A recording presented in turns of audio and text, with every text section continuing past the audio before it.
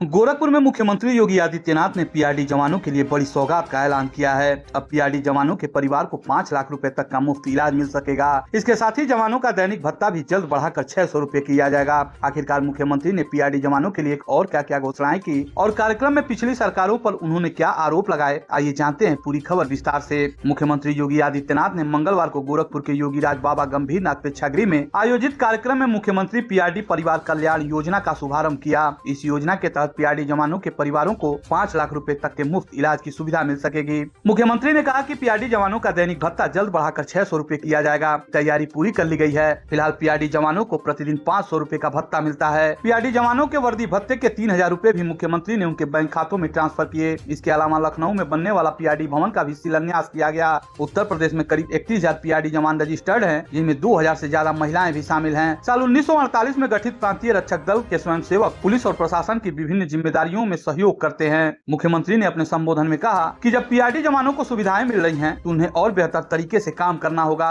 उन्होंने देश प्रथम को प्राथमिकता बताते हुए लोगों को बांटने वाली राजनीति से सावधान रहने की बात कही। योगी आदित्यनाथ ने पीआरडी जवानों के भत्ते में बढ़ोतरी का जिक्र भी किया। उन्होंने कहा कि साल 2019 तक जवानों को 250 रुपए प्रतिदिन मिलते थे। 2019 में इसे बढ़ाकर 375 रुपए किया गया। 2022 में 395 रुपए और इसके बाद 500 रुपया किया गया।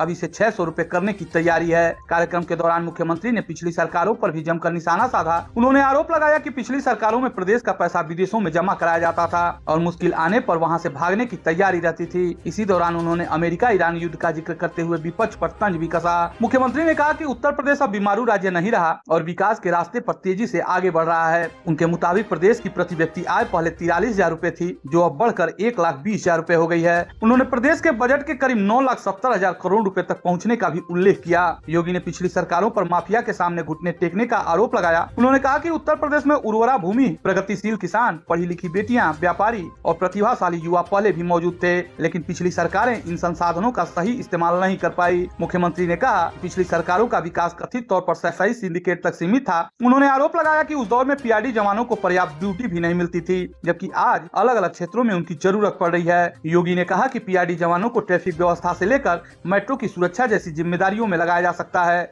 उन्होंने प्रशिक्षण की जरूरत पर जोर देते हुए कहा कि किसी भी काम के लिए उचित ट्रेनिंग मिलने पर जवान बेहतर परिणाम दे सकते हैं। यानी गोरखपुर से पीआरडी जवानों के लिए एक तरफ 5 लाख रुपए तक के मुफ्त इलाज की योजना शुरू हुई है, तो दूसरी तरफ दैनिक भत्ते को 600 रुपए करने की तैयारी का भी ऐलान हुआ। इसके साथ ही वर्दी भत्ते की राशि खाते में ट्रांसफर और लखनऊ में नए पीआरडी भवन की शुरुआत भी की गई।